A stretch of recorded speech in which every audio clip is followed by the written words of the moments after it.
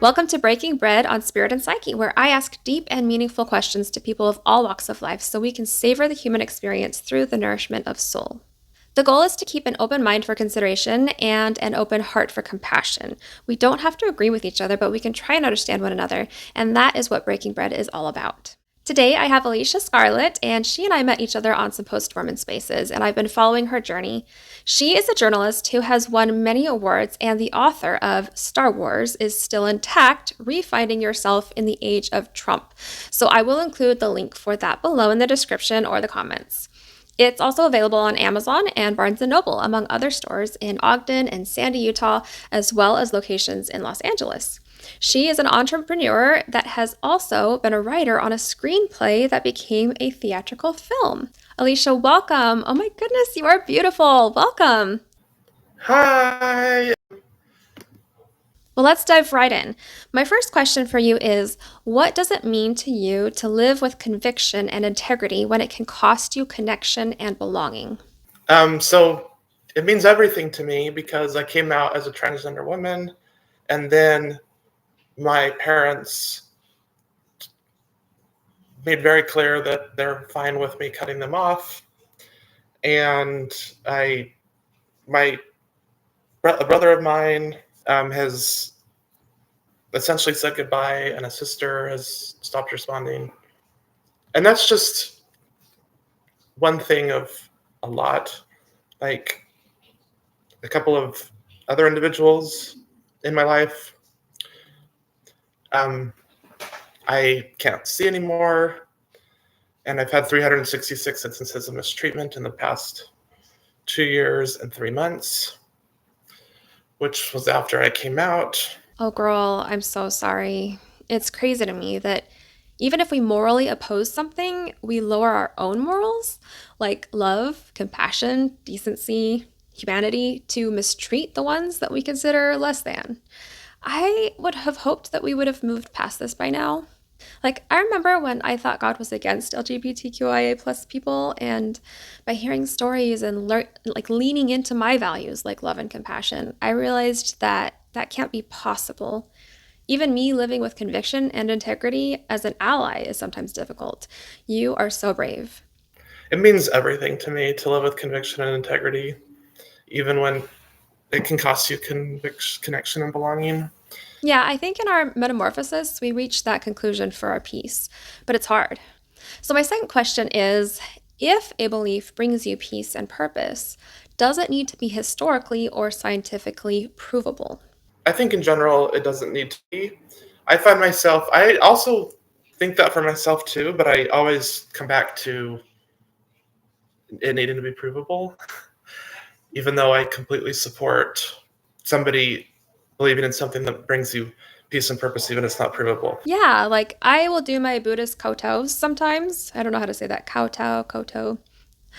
Not because personally I actually believe that Buddha is going to bless me or that it's magically going to change my day, but because it's a grounding ritual that is beneficial for me and it focuses my mind, it takes me into the moment and it pauses me just a minute for me to regroup my intentions. So, like Joseph Campbell writes about how religion, it's not, it's not true, it's a myth, but it brings people peace and purpose. It's like I understand completely why people are religious, and I'm also spiritual as much as I'm not religious. So I think we live in a. I think everything's spiritual, but I also reject religion. Yes, I love that. I never knew it was possible, but I found more spirituality outside of organized religion than in. But I also try to respect the people who find it there as well, as long as it's not harming people.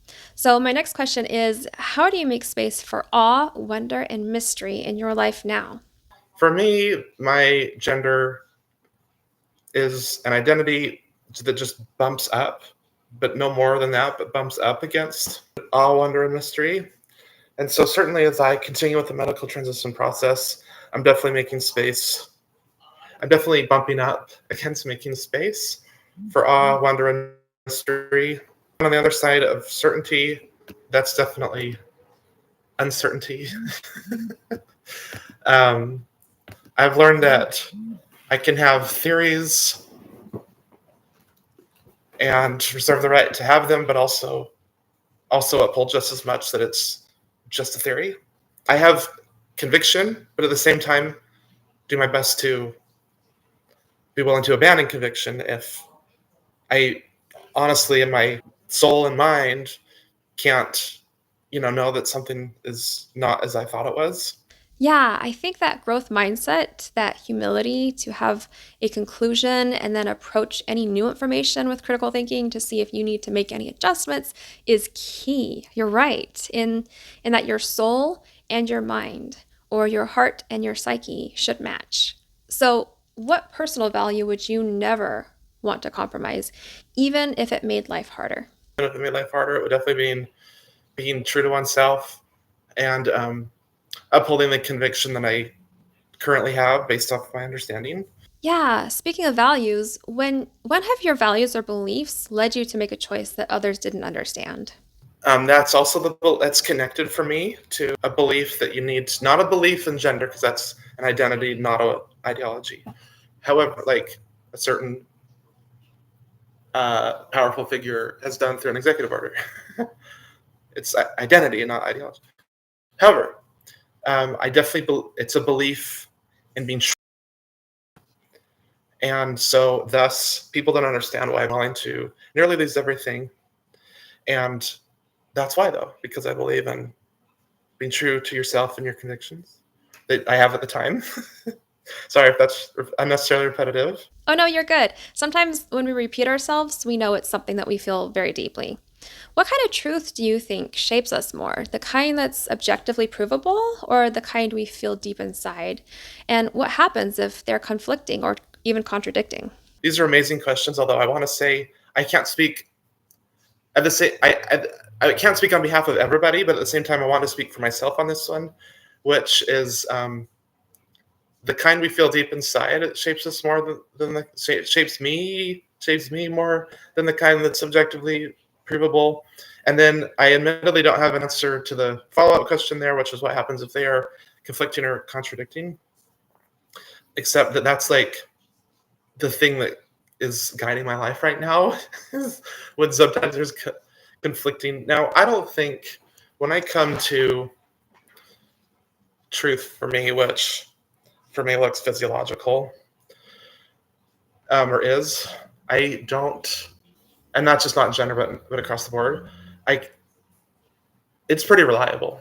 This physiological and these physiological experiences are pretty reliable. But I think there's been once or twice where it's been conflicting and it's extremely traumatizing and depressing. And so I guess 2 or 3. So those are things that I work out in my mind and soul every day. I'm like confident enough in experiences I've had and physiological experience I've had that I'm not dwelling in darkness. I'm not in the valley of the shadow of death. Yeah, like I look at the Bible now through the lens of possible wisdom that any writing can give or an interpretation of the human experience. Because I think many times we talk about the same things, but we give them different terms. So I don't see it as messianic. I see it as a metaphoric way to describe that dark place in which we find ourselves and how we can lift ourselves and each other out of it. I was in a very dark place when I was a believing Mormon. And when I had my awakening and what I now see as God in my own connective way, even those verses that speak of green pastures, quiet waters, and quiet places, those are where I feel spiritual. Those are the places I find myself. It's enough for me to be like, totally just push forward, push as hard as you can in life. Yeah, for sure. I just want to thank Alysha for coming on Breaking Bread and sharing her perspective. I look forward to following more of your journey. Thanks so much, dear. I appreciate it. And if you think this is something helpful for people, please like, share, follow, subscribe, and comment. If you would like to be a guest on Breaking Bread, send me a message, and we'll see you next time on another episode of Breaking Bread on Spirit and Psyche.